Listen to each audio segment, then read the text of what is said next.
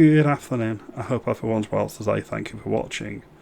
My MP, Sarah Pochin, Reform UK, is probably one of the best MPs in the Parliament.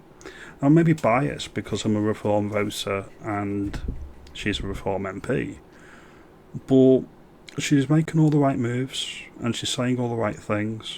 Now you could say, well, she's just a politician, what do you expect? Many don't care. Many are just really that dull. Especially many of the Red Wall MPs. She started the conversation about women's safety and oppression by wearing religious garb and alien artefacts that aren't welcome in the United Kingdom, in my view.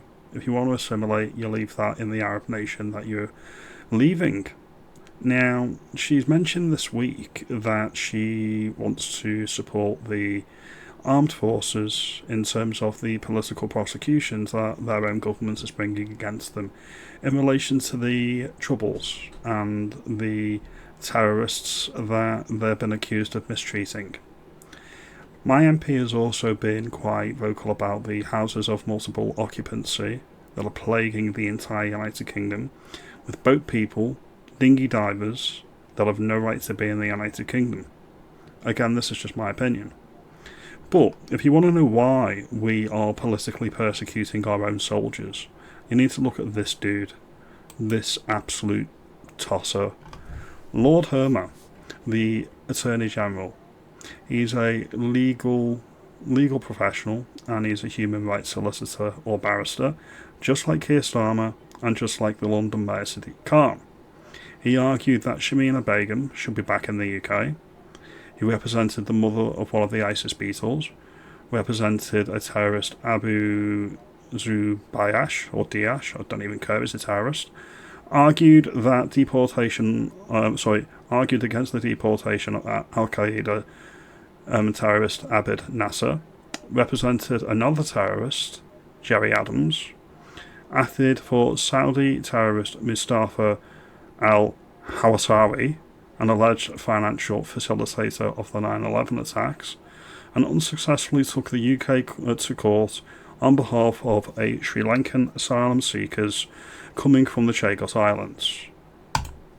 He's no friend of Britain. Keir Starmer is no friend of Britain. Sadiq Khan certainly is no friend of Britain. Reopening the Troubles and ripping the plaster off, it's always one way. And it's because the IRA put their political party, Sinn Féin, into power.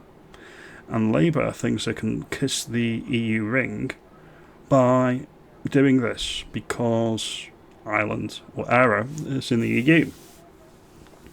It's not about whether it's right or wrong, it's about a hatred for the British state by our own politicians, especially those on the left.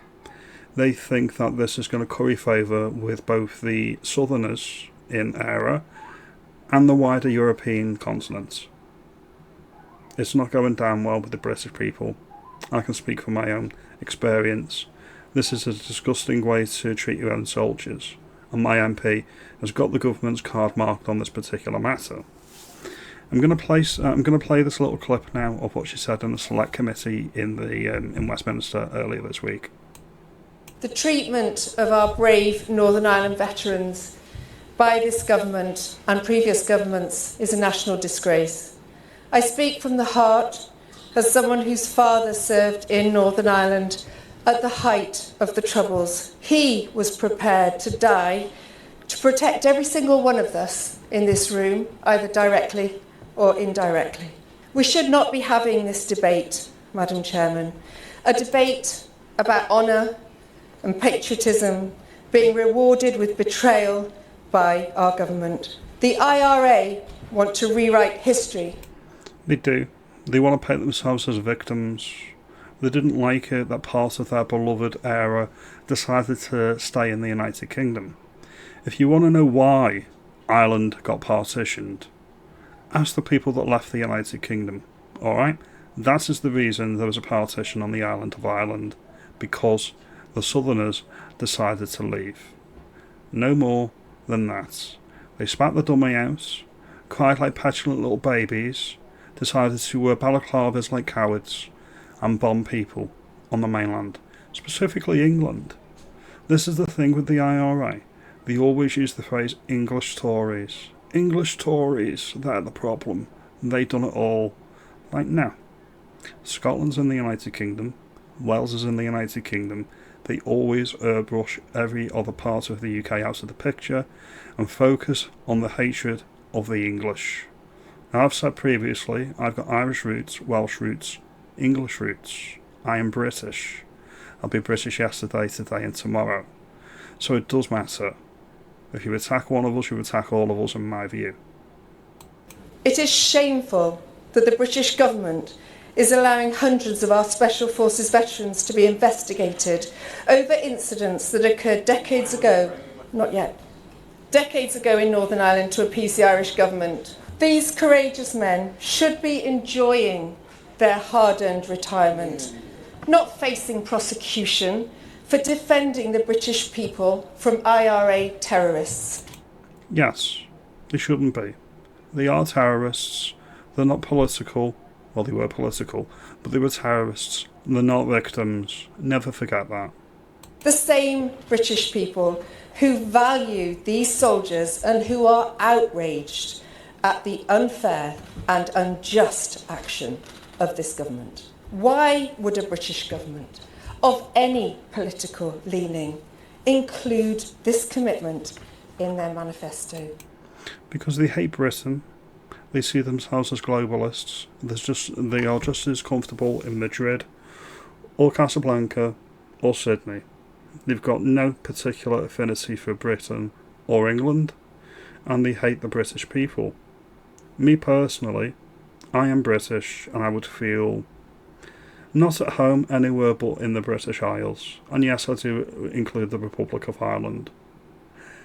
Other people like Keir Starmer, Lord Hermer and Sadiq Khan don't. They see themselves as global citizens. But if you belong to everywhere, then you belong to nowhere. If you're at home everywhere, you belong nowhere. That is why, when Keir Starmer's on an interview, he's not sincere. He looks like a deer caught in headlights, because he knows that his heart's not in it. He doesn't love Britain. He hates Britain. These brave soldiers were doing nothing more than carrying out orders from the government of the day, as they are trained to do, without fear or question. They are fiercely loyal to their regiment, their government, and their monarch. Many were awarded bravery medals, signed off by our late monarch, Queen Elizabeth II, and yet this government is now looking to renege on this. They faced extreme danger on our behalf. They were fearless on our behalf. They would have sacrificed their own lives for us, and hundreds did. Many of the so-called IRA victims killed were murderers and terrorists. How on earth can anyone stand up to defend these people over our special forces? And yet, this government rewards our bravest service personnel by bringing these prosecutions. They reward them by threatening legal action, by putting them through the stress of a trial, by ruining their lives when they deserve nothing but our respect, our support, and our gratitude. These prosecutions should not be allowed to happen. Why would we not defend those that defended us? Those that put their life on the line for us? Well, I will defend them, and my party will stand up for them. I will not stand by and remain silent. I will speak for them. I am humbled by what they did for us, and I know that the British people feel the same. Completely agree. The armed forces are undervalued and underpaid. At the moment, we've got asylum seekers, dinghy divers, and other people that have no right to be in the United Kingdom getting treated better than our soldiers. It's a disgrace. The dinghy divers need to be shown the door. They don't deserve a brass farthing of my money, and our soldiers deserve all the accolades and all the support that we can give them. I am ashamed that any British government would do this to them. The Northern Irish are British by choice, and we need to support them, and we need to support our armed forces as well. Now, if you like this video, comment below, let me know. Like and subscribe, and I'll see you in the next video. You have a good day, and thank you for your time as always. Stay classy.